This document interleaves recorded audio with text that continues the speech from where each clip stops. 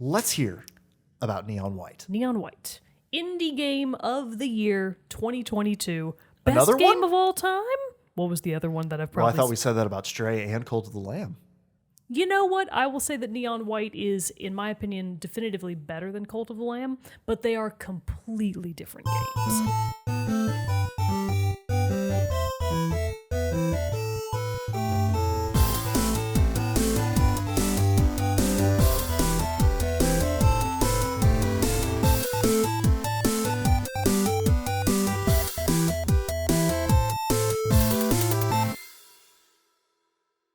What's up, everybody, and welcome to another episode of Team Chat Podcast. I am one of your hosts, Jarrett Wilson, joined to my right by Rachel Mogan. Buongiorno. Buongiorno to you as well. How are you this fine evening? We were just shooting the shit about how bad traffic was this morning because an 18-wheeler exploded into flames on the route that I take to work, and it was real bad. Yep. But I made it. You did? That's good. And you made it back today. I did a little bit of off-roading to get around the worst of the traffic, made it to work on time, and then blazed back here for another episode of Team Chat Podcast. That's right, man. Love the dedication. Love the dedication. And we love the dedication from all of you who come here each and every week to listen to one of our new episodes, which are released on Thursdays. We shoot for weekly. We'll just put it at that. But you can listen to Team Chat, a video game show over on podcast services around the World Wide Web, as well as watch a video version of each episode over on our YouTube channel. Links for all that are in the description below. While you're there, you can also find the links to our social media at Facebook, Twitter, and Instagram. You can also join our Discord server, where we have a lot of great fun conversations. Actually, this week has been a banger for conversation on the Discord, because I posted pictures of some new Star Wars figures I got, one of which was Mads Mikkelsen from Rogue One, and that just started this. It wasn't even a photo of him. It was a photo of him on the box. He was featured on the box art, not even really in the focus of the shot. That's he was right. kind of on the side, and I was like, oh yeah, there's Mads Mikkelsen. And that just started a wonderful chain boy. of people just saying, A, how hot I had Mads to Mikkelsen ban is. people right, left, and center for being too horny. Bonk to horny Jay. Bonked him on the head. But talking about how great of an actor he is, his body of work, his body. I just loved it. It was so much fun. So, hey, if you want to have fun conversations like that, come check us out over on the Discord. But also, if you want to help support the show and make it grow bigger and better, well, you can do that by going over to patreon.com/teamchatpodcast, just like Super Saiyan Ace, Elise F, Zach S, Mariah S, Susan M, James K, Ben W, Michael B, Andrew M, Michael S. and Brandon W. have done. They've gone over there to support the show for as little as $1 a month. And in return, we'll give you cool perks like getting the episodes early before their general Thursday release and access to a private channel on the Discord server, the Rogues Gallery, as well as some custom emotes and stuff like that on both for Twitch and our Discord and all that stuff too. So you get some little fun perks in there. Yeah, we try to do what we can. Although to be fair, we will happily accept more money. I That's mean, true. If you want to, as much as you're willing to give, as much we as will you're willing not to say pay. no. Just putting it out there. But if there's not a way and you don't want to do that, that's no big deal at all. We totally understand. There are a lot of great free ways that you can support the show as well, such as telling your friends, writing us a review, or of course, subscribing wherever you listen to or watch the show. So, with all that great stuff out there, it's our job then to say that we love you, each one of our patrons, viewers, and listeners. Heart alike. emoji. Heart emoji. We never got confirmation if this is an emoji or emoticon. Yeah, no one answered our No real one answered question. our real question. We were really Jerks. concerned about it. I'm still concerned about it. I don't know. But Well, we're probably never going to find out. we're never going to find out. But you know what? We're here now to talk about. We did our list episode last week. We got our list out of the way, gave the list people their fix. We're back again, though. Or more specifically, Mogan's back this time with a review of Neon White. Fantastic review of a fantastic game. But before we get into that, Oh, boy. I was going to just have a little chit chat, a little whatnot, okay, a little catch a up. little catch up of what you've been playing over the weekend, or since we last recorded, which I guess was about a week or so ago. I feel like I actually played something that was a little... I mean, I did play a lot of Neon White, actually. Oh, to kind of like refresh I yourself. just wanted to be like, oh yeah, I got to remind myself of all the amazing things about this game. Nice. I'm still pretty much at the exact same point I left off with Cult of the Lamb. Oops, my bad. Same. Me too. I can't beat Hackett. Oh, really? Jared, come on. The game is only giving me. Sorry, I didn't mean to take away, okay. but the game is only giving me gauntlets. Oh, gauntlets. That's it. That's all I get. I get those and daggers. Yeah. 90% of the time. When I get a sword or an axe, I can do a really great run and I'll actually get to Hackett. But like it's killed me. It's kind of rough turning going into down Hades 2.0 for me. And Oh, I'm not Jared. feeling good about it. Can't But- you? What difficulty are you on? Normal. Dude, to take it down to easy, bro. I was actually thinking because I found out on the subreddit for it that you can actually go into the other areas without defeating a bishop first. I didn't realize that. So I think I'm going to take a break from Anura and go to one of the Gotcha. other places, make it feel at least a little fresh for a bit. That makes a lot of because sense. it's getting real tiring trying Yeah, to grind yeah. out Heket. But I also haven't played it as much in the last couple understandable. weeks or so. But I'm, just kind of going back to our review about Cult of the Lamb, my motivation to finish the game did notably decrease after I had finished all the life sim properties. Yeah. So, like, once I had sort of maxed out my village, for lack of a better word, my cult, okay, I did it. Yeah, 'cause then you're just doing the Congratulations, dungeon I finished runs. the game. Yeah. Yeah. I still enjoy the dungeon runs, and I do go back and keep playing through them. I'm making a lot of progress in Silk Cradle now, so I'm getting there, but it's like, well, I kind of already got what I came for Right. from the game, so I'm not, I'll finish it at some point, but I honestly have no idea when that'll be. Yeah. Because this weekend, I do want to put this out there before people forget, is the first Splat 3 Nice. Splatfest, the first official one. What are the teams? Do you know? All I know is that everybody told me I have to be on Team Gear because Okay. that's what all of my old Splat crew is being. I wonder what the other team is then. Unknown. to look. I think one of them is actually Team Fun. Okay, and I Team was like, Fun and really? Gear. We're not going to be Team Fun? Because I think it's like, what do you play Splatoon for? Do you play it for the gear? Do you play it for the fun? I should look up the theme. I get it. That sounds pretty good. I feel like that's probably where they were going with that. Splatfest, Splatoon 3 this weekend. All right. Oh, they did notably change Splatfest where it's now 3v3 teams. Oh. So it's Normal three. teams is 4? No. So it's still 4 to a team. Okay. But in ye olden days, it would be team versus team. Oh. So now it's squads it's 3 squads of 4. Oh, okay. All going against each other for Splatfest Nice. specifically. That's cool. Which is super fun. Yeah. What would you? Oh no. Oh, I was not close, but I had the right thought, but not exactly. The theme is, what would you bring to a deserted island? Would you bring fun, grub, or gear? And the images pictured Okay. for gear are like a shovel and a lantern. All right. So you're going to be resourceful about it. If you're just Yeah. going to be like, this is my life now and enjoy it. I should have known that my lame friends would pick gear. What a bunch of losers. I want to be on Team Fun. But I am actually going to pick up Splat 3 before the Splatfest begins because we vaguely touched on this. I was kind of on the fence about Splat Yeah. 3 because Splat 2 was fun for a while, but pretty much once I stopped playing it, I never went back. Oh, really? Because it just, something about it was just off. Mm-hmm. It just never quite clicked. And one of my good friends, Ark, friend of the show, we all know and Hey, love Ark, Ark. what's She recently let me know that, hey, Splatoon 3 is better than Splat 1. It's the Better than Splat 1. It's the improved version of Splat 1 for Switch. Okay. So it's basically what everybody had hoped Splat 2 would be, but optimized even more so. So I'm probably definitely going to pick it up, meaning I'm definitely going to pick it up. Right. And I definitely want to get in there and get to Splatin, and I have to get past all the lame tutorial stuff so that they'll actually let me pick up my t-shirt in the plaza. Yeah. And then get in there and fight with my friends. Nice. So very excited about that. Very cool. That'll be a lot of fun. This week, over the weekend, I actually did finally beat the story of Lego Star Wars. What, did Complete it saga. surprise you? Did it go in strange and unknown places that you didn't think it would? It didn't at all. I will say, I kind of talked about it, how the campaign itself was not super fun, but it still had its fun moments. In fact, in the Last Jedi episode, there was a pretty good fight in the Snoke's throne room part when it's Rey and Kylo Ren fighting against all the Red yeah. Guards and stuff. That part was really fun.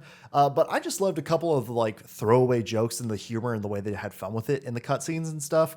It was Was shirtless Kylo in yes, it? Oh, a that's major so part. funny. I'll have to find a YouTube video of the Please scenes find that it he's for in me. because there's this one part at the beginning of I think it's also Last Jedi when Snoke tells Kylo Ren to take that ridiculous thing off, but it's talking about his mask.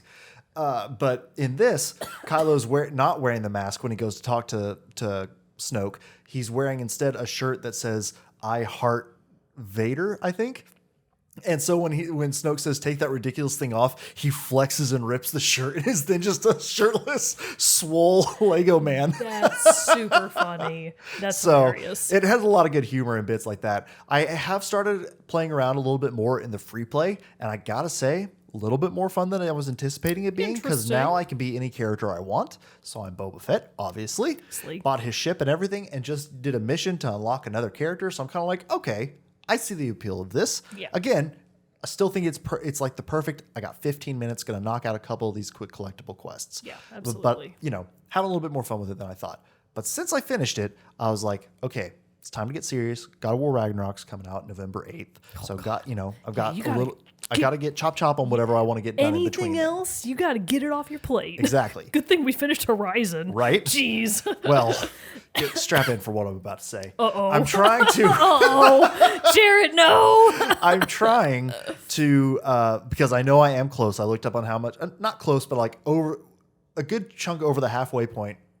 I did pick up Mass Effect again to play the story. Oh, okay. And I was like, it's been a minute since I've played that, and I just Were you having to relearn all the controls because you forgot everything? not too bad. It came back pretty quick. But what's nice about it is it has been a while, but like I still remembered what was going on. And it was like really easy to pick back up all the like where I was at and what I was doing and stuff like that. And man, the mission I came back to was a really good one. So and like I was sitting there watching it, I was like, man, this is really cool that this is one of those games, like an older, what I would call a legacy game or something like that, held in high regard. And I know I'm playing a remastered version of it, But the game itself the core holds of the up. game is so good. Yeah. Like the writing's good, the music's good. Like I will say, okay, Commander Shepard, his voice acting is a little stiff. It's not my favorite. But like I just had did a mission that had like a really big monologue from the villain Saren, and I was just like, damn, this is good. I'm enjoying it. And the combat's fun too. So I'm having a lot of fun with that. Very nice. But since I knew I was close with that, and I wanted to again just figure out a taste for it to see, am I going to like this again when it's optimized and fully running on the PS5? I downloaded and started Cyberpunk 2077 again. Oh, And interesting. it's so much better than Oh, when I is first it? played it the Oh, first okay, time. good. Like of how it runs and everything, it's going so much better. So Nice. I'm still very early on, only maybe like 3 hours maybe in at everything. It's very funny. I chose a different origin story.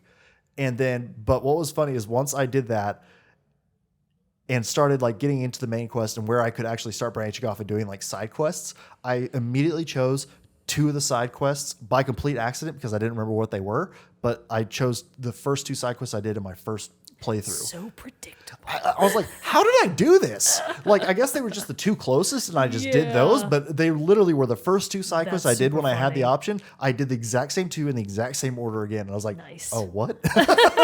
But anyway, it's a good time. I'm still trying to learn and get the combat down and all that stuff on it. It's a little, I've been playing first person shooters a lot so much on the PC too. It's a little different getting back into one on the right, controller. right. But it's a good time. I'm liking it. I haven't had a single crash, haven't noticed a single bug. So, I'm Nobody T-posing? not yet. So I'm willing to give it a few more hours. No and see. tiny trees all over the place? All the fun ones? Right? No, none of that yet. What a bummer. So I'm willing to give it a few more hours and see Alright. see how I feel about it. But Interesting. it's nice because I have the stop point. If I'm like, you know what, I'm not feeling this, delete, make room for Ragnarok. And it literally will be Ragnarok for Cyberpunk. Of course. Anyway, all that, we've caught up. That's what we've been playing.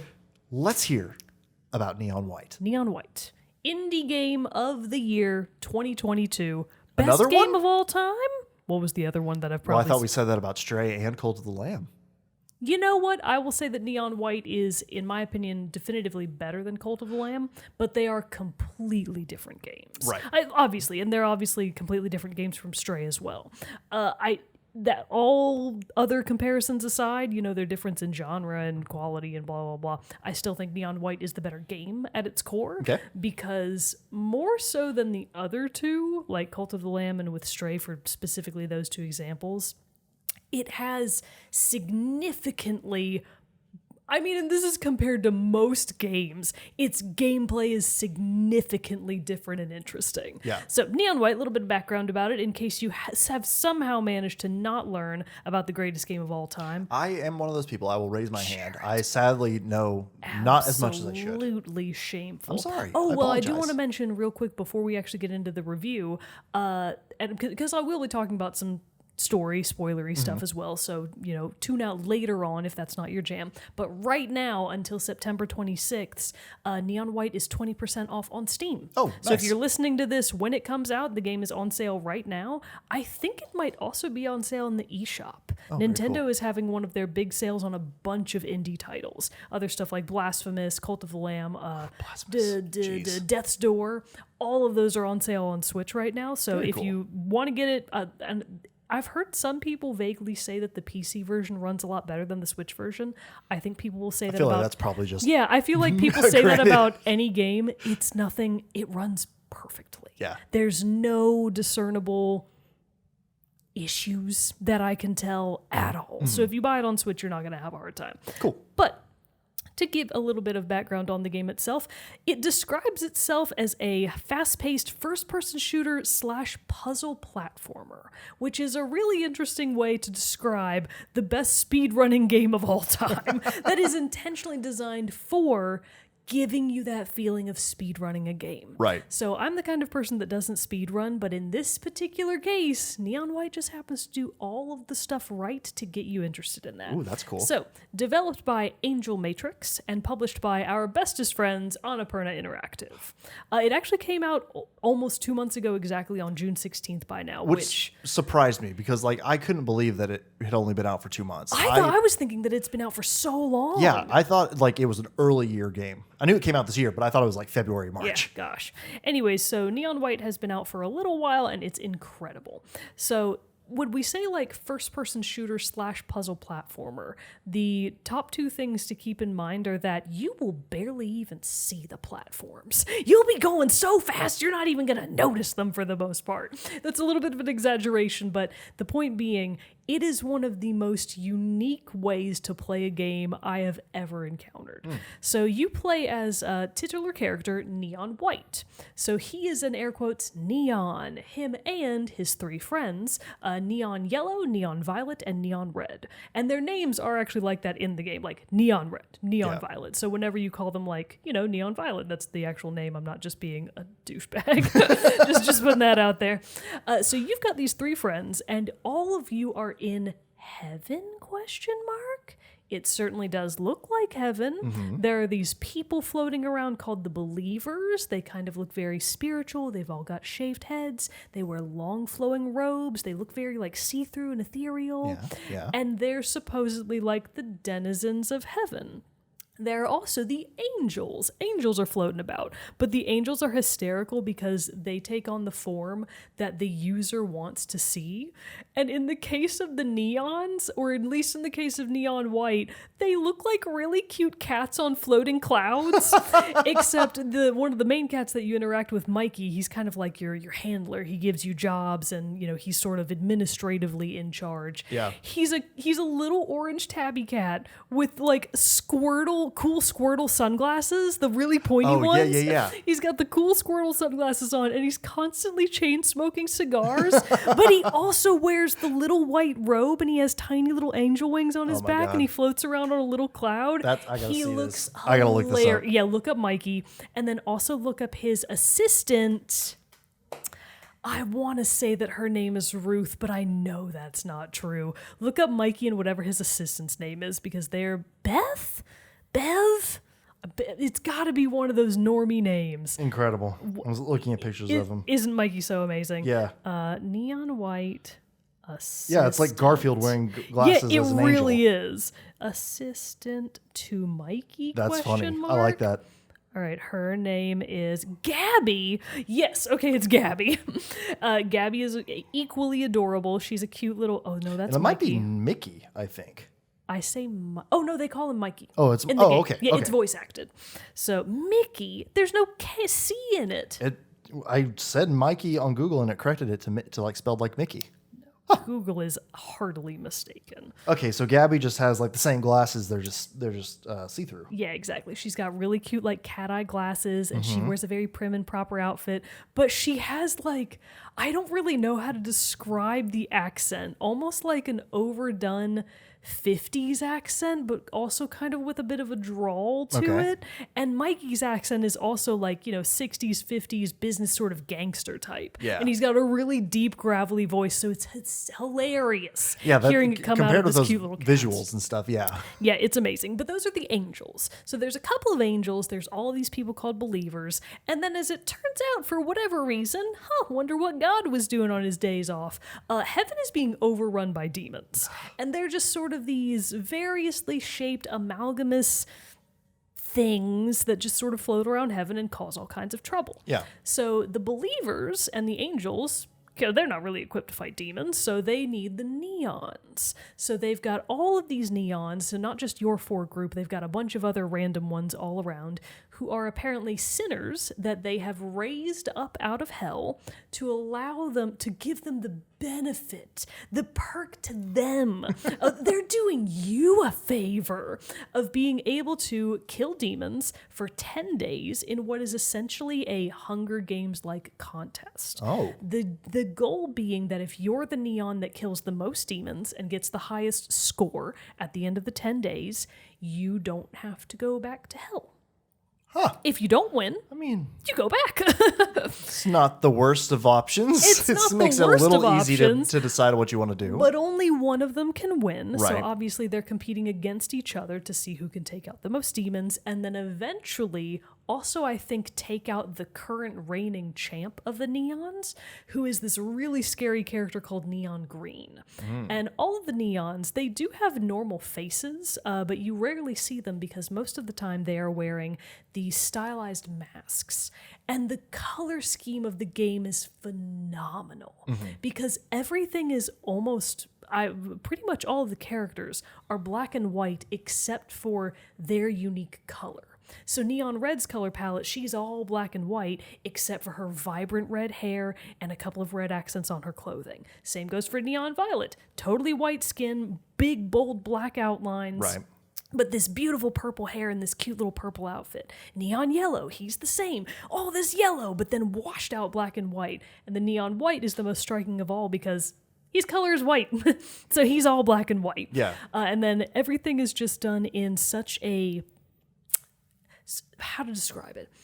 You know Paradise Killer? Yes. How all of the characters were these 2D, highly anime-style caricatures, but then the world itself was this super polygonal, blocky 3D, Yep. almost like a mid to early 90s computer game. Kind of like a point-and-click adventure game? Yeah, kind of like a point and click. That's exactly what the world looks like. Okay. But it's beautiful. Everything is so vibrant and colorful. Everything has a certain glossy sheen to it all over the place because you're in heaven, obviously. Everything has to be looking real fly. And you play as Neon White. So you're being Neon White. He is voiced by... Gotcha. I want to say Stephen Cook.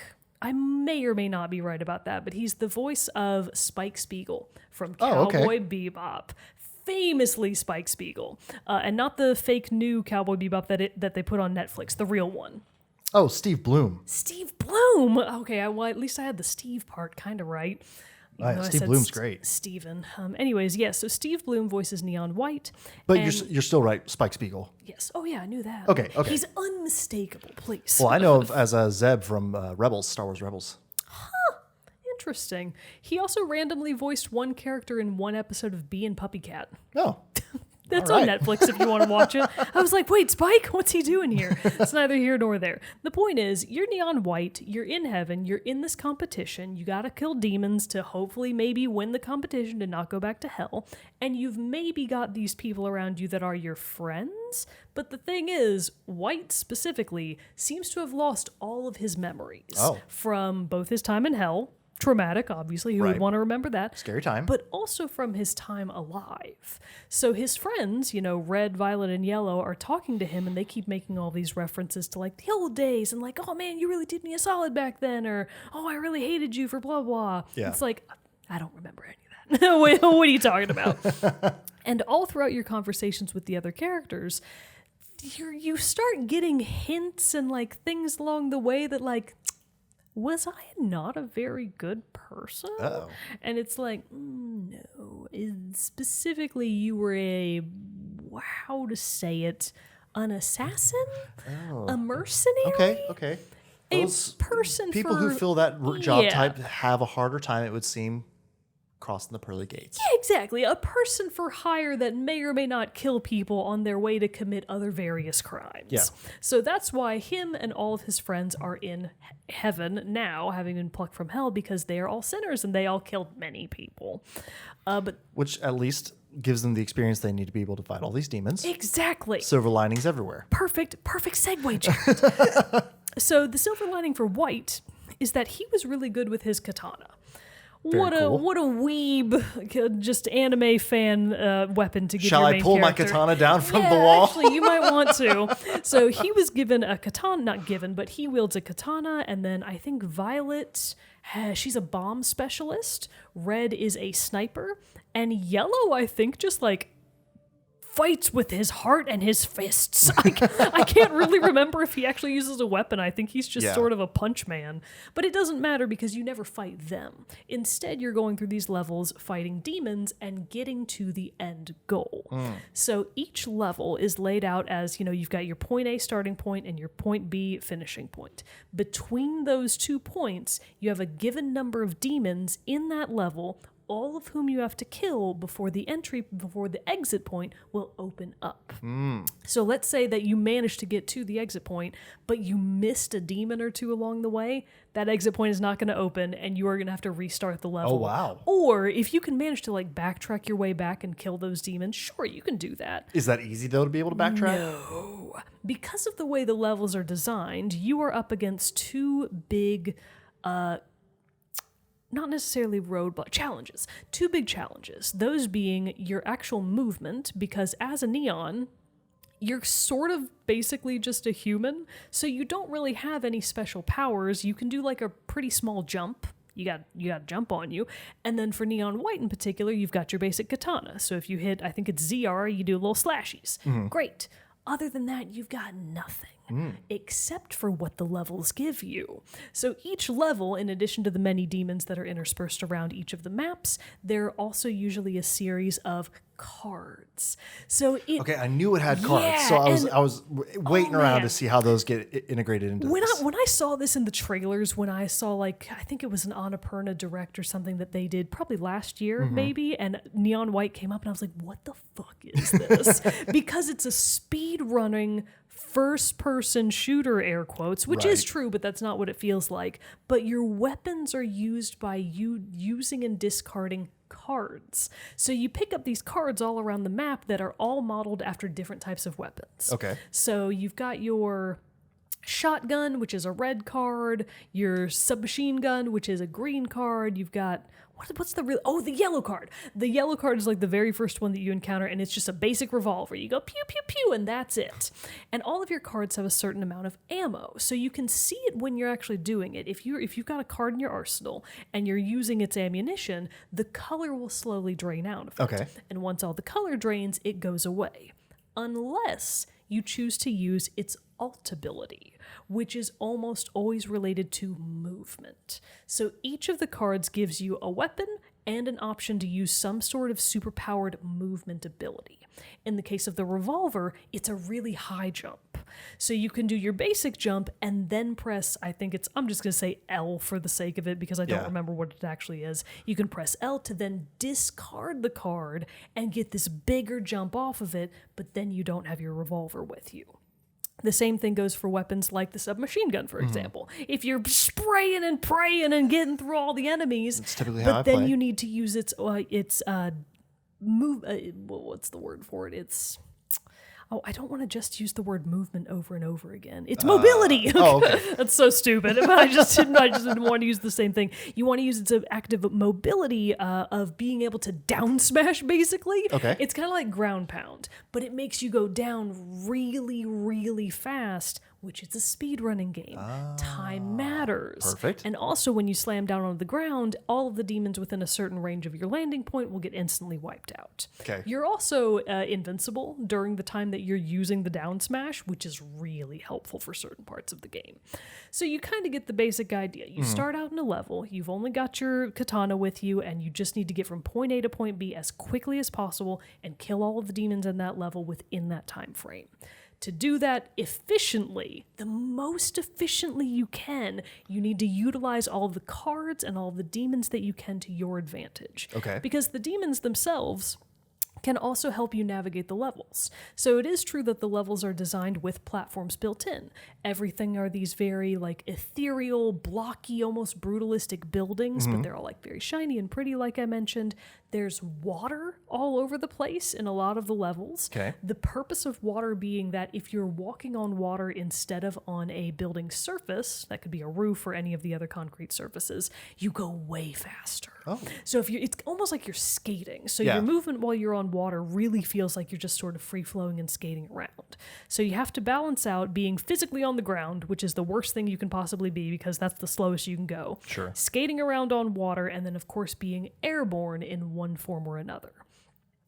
Where was I going with this?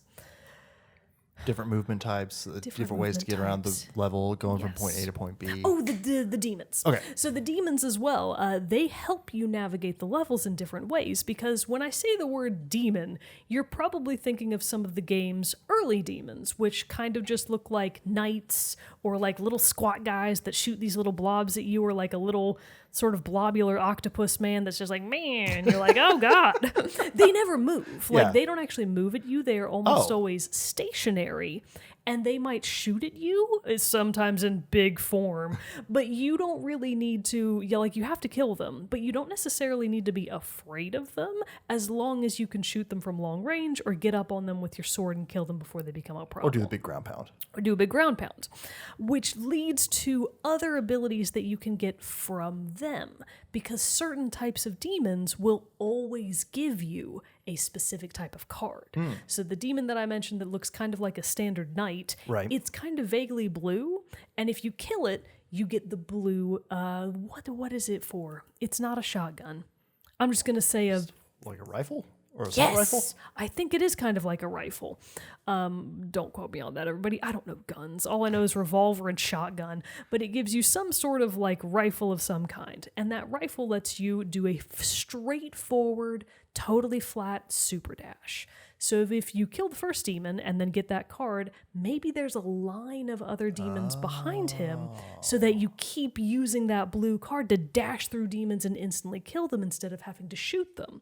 Very cool. And then maybe when you get to the end of that platform, there's a big empty space, but then you see down at the bottom of the ravine that there are these little, well, not little, they're actually quite large, these big black balloons. Those balloons are demons. They don't move. They don't even try to hurt you, but you Right. do need to kill them. So you could shoot them if you wanted to. But if you land on them, they bounce. You get to bounce right off of them. And once you've bounced off of them, they die.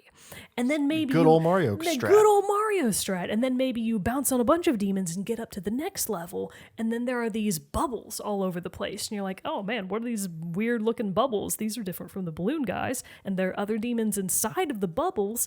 And when I shoot at the bubble, it won't break. Okay. It's a shield, basically.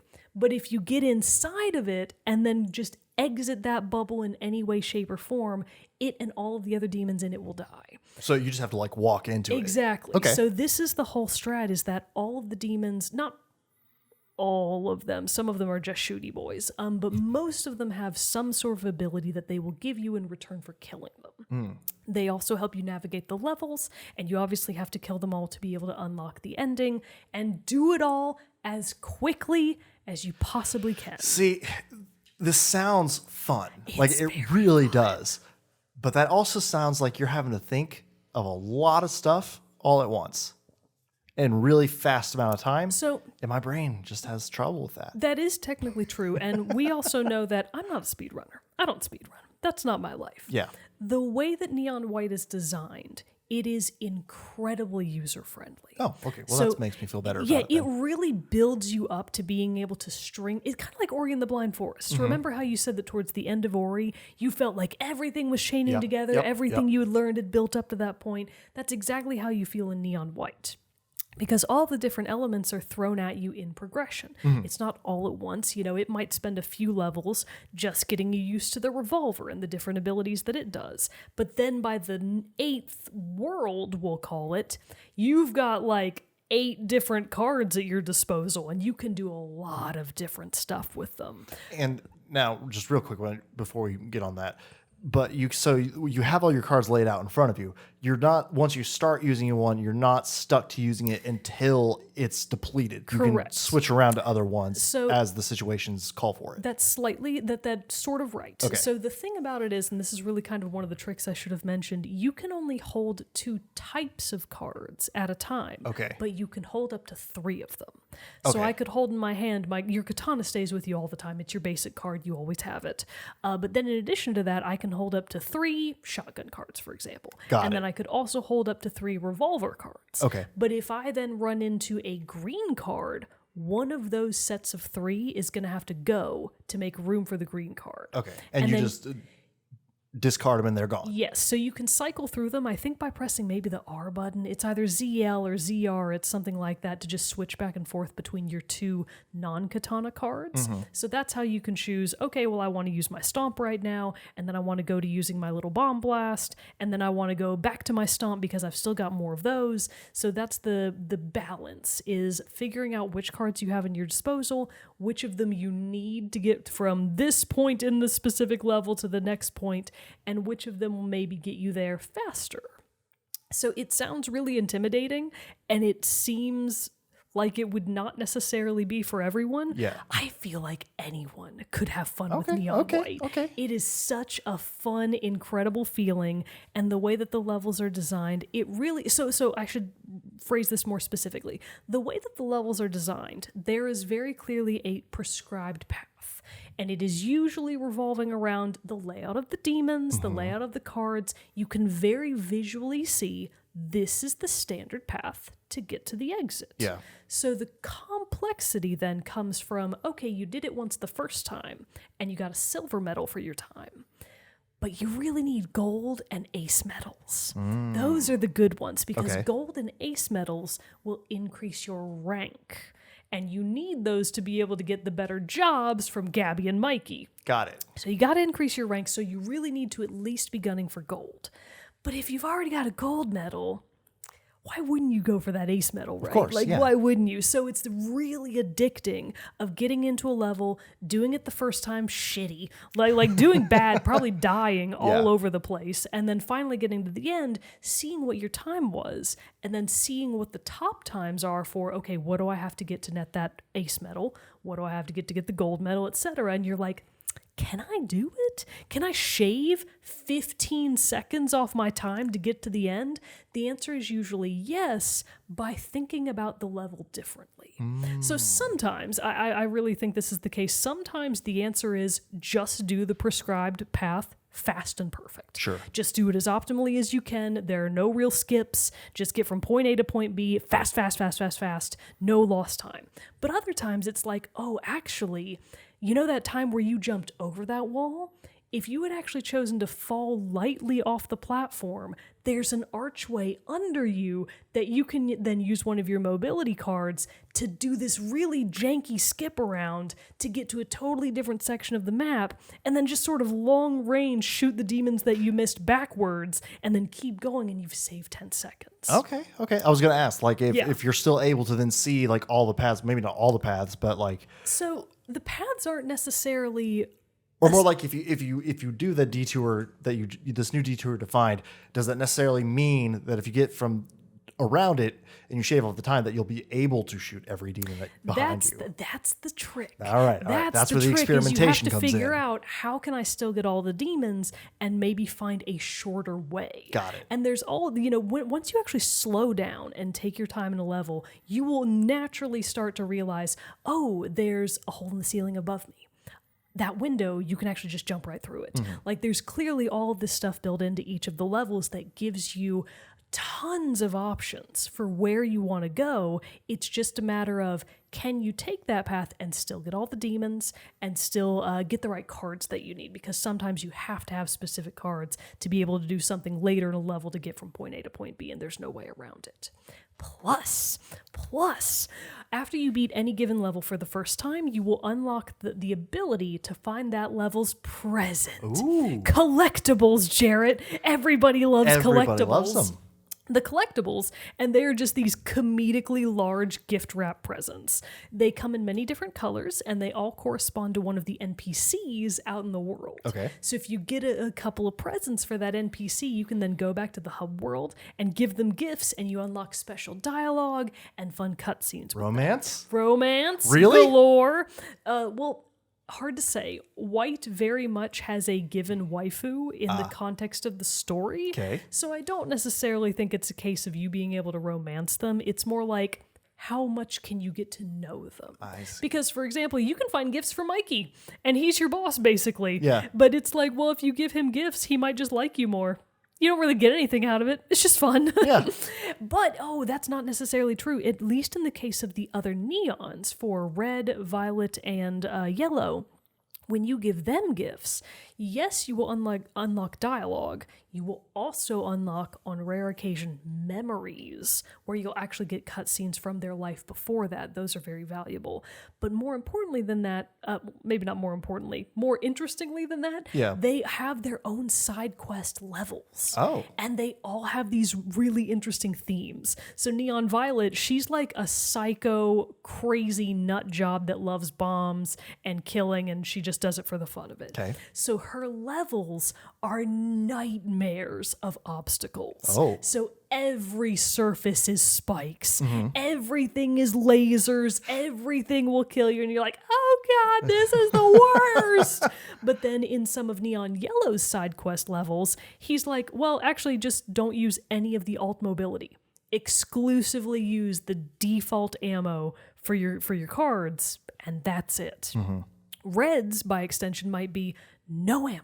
You don't use the primary ability of any of the cards, only use the alt abilities. So they give you these interesting little win conditions of sort of mixing up the formula to a certain extent. And it's just really fun all around, and it adds more to a game that is already potentially very short. Yeah. So I've been absolutely taking my time with it. I think I'm on World 8 right now, so I'm really close to the end. 10 worlds, I'm assuming? Yeah, I think there's 10 worlds. I think there's 10 worlds. I'm always so 15. suspicious of games like throwing curveballs at you at the very end because that's such a JRPG thing to do. Yeah. So there might be 10 worlds. Cannot confirm. I haven't looked ahead for any spoilers. But I'm on World 8. Where was I going with this? Oh, I lost my train of thought. I don't know. Getting close to wrapping it up. Getting close to wrapping it up. Going to World 8. On a World You've been 8. taking your time with it. Yes, I've been taking my time with it. Sorry, I keep getting distracted by just thinking about Neon White. It's too amazing. I've been taking my time with it, really going back to every single level and replaying them to make sure that I've got the ace medal, that I've got the present for every single world. Okay. And one of the things that I really like about the game is solely its quality of life, because very similar to how Celeste worked, where if you were in a level and you died, you just immediately teleported back to the start of that level. There was no loading screen, nothing happened, you were just back at the start. Right. The same thing can be said for Neon White, but also if you realize that you've already fucked up a run and you just need to go back to the start, all you have to hit is the minus button on the Switch and you're right back there. Oh. So it makes it Okay, that's super easy. easy to be experimental with the levels because they're so short, because you can restart at any time. And then on top of that, you've got basically the job archive, that's what it calls it, where even after you've finished any world, any job, any of the missions, you can go back to them whenever you want, and it's super, super easy to navigate to the different worlds. Just go to a list, look at the ones where you're missing stuff, go right back into them. So you can replay levels very, very easily. The game does not make it hard. Love that for me, because it really, I think that this is true about all of Neon White. It does the most to remove barriers of all kinds. Oh, okay. It wants speedrunning to be accessible. It wants the game itself to be really accessible. So it wants you to succeed. This isn't the kind of game that wants you to be mad and rage quit. Right. The game clearly wants you to be able to get to the end. The icing on the cake is just how creative you eventually realize you can be with getting to that end. Very cool. So the story is pretty standard anime stuff. Obviously, you're in a cohort of assassins. Some shit went wrong when you were alive. Uh-oh. Is heaven really heaven? It seems kind of skeevy. Why is it full of demons? Yep. What's Neon Green's problem? Why is he picking on me? There's all this different stuff that's sort of laid around for you to explore with the other characters, and it is really interesting. I just think that it's not at all why anyone is necessarily playing Neon White. Right. You're playing it for the incredible gameplay, the fun NPCs, and the great voice acting, and the really neat character designs are just icing. It's all just icing on the cake, baby. That's cool. So yeah, Neon White is incredible. I've definitely got at least 10 to 12 hours into it already, and I'm not quite done yet. So if you're really out there replaying levels, getting those ace medals, or maybe you get ace medals on the first try every time. I don't know your life. But it can be a potentially short game, but it's also not a full price game. Even at full price, I think it's only $20. Like I said, it's on sale on Steam right now. I think it's on sale on the Switch, and I think it's still only $20. So do yourself a solid. Go pick up the best indie game of the year. It really kind of is, for me, New Paradise Killer. Oh, really? It's a very different game, but it gives me that same feeling of, this is so new. Nice. Everything about this game is new. I love everything that the developer tried to do here. It's so wild and weird. 10 out of 10 would recommend. Bro Mogan recently started playing it too, and he's like, so this is the best game of all time? And I'm like, yeah, I know. I tried to tell you. So please play Neon White if you are even fractionally interested in it. I promise you it will pay off. I mean, I will say, talking about it has sold me on it to wanting to try it, because like it does seem like, even though sure, it sounds like if there's a lot of stuff to do during the game, like you said. Quick aside, because Yes. I know this might affect your opinion, you can skip all the dialogue. Oh, You can skip all of it. I'd try the So if you dialogue. don't want it, you can skip right past it. Just another plus of being able to, like, If you really just want to do the action. If you were really just doing the action, all the cutscenes are skippable. Very cool. All right, that's good to know too. But yeah, I mean, you definitely like the action and like what's involved in it and what you have to do and like how it kind of sounds like a similar game in the style of like, you know, racking up the points and everything to get the better score and everything, kind of like a My Friend Pedro kind of game and stuff like that, which I really enjoyed that one going back just in first person this time. Yes. And with lots of cards and stuff like that. So, I mean, it definitely sounds really cool to try out and everything like awesome. that. How long on average do the levels take? Oh, if Like, are you talking like seconds, like literally like 30 seconds or something? if you are spending more, so a small handful of the levels are air quotes long, meaning they might be a minute 30 to up to 2 minutes. Oh, okay. If you're really fucking it up. The vast majority of them, if you're doing it right, you're getting easily under a minute, in some cases 15 seconds. Damn. So All right. they can be very short. So again, it makes it a really good game of, do you only have 15 minutes? Just go play a couple of levels of Neon White. Awesome. In fact, maybe play 10 of them, because you can probably get through 10 with that 15 minutes allotted to you. Yeah, get a few ace medals along the way. Exactly. Get some of those ace medals. And also pick up all the gifts for Mikey, because he's my favorite. I'm going to marry Mikey. He's a cat. I don't think the game will let me. He's an angel cat. So canonically, he's not. He's just an angel, and that's just how you see him. So every time Neon White, refers to his catness, he's like, I'm not a cat.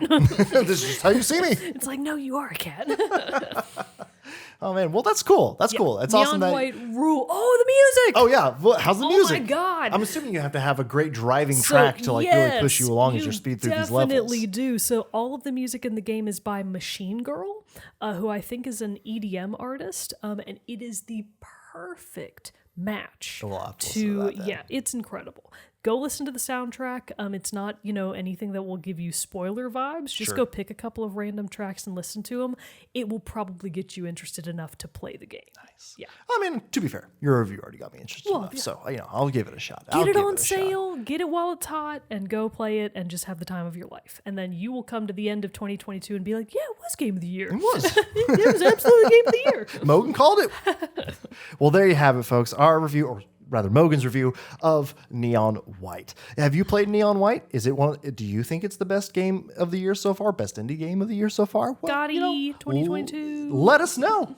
We'll find out soon enough, I guess, at the Game Awards. But let us know. Well, I think they confirmed those, by the way, December-ish, like early December or something like that. Nice. So we'll have to watch that. But yeah, let us know in the comments below or hop over to our Discord and talk about it with us there. But thanks for joining us this episode of Team Chat Podcast. Until next time, I am one of your hosts, Jarrett Wilson, joined to my right by Rachel Mogan. Adios. We'll see you all next time.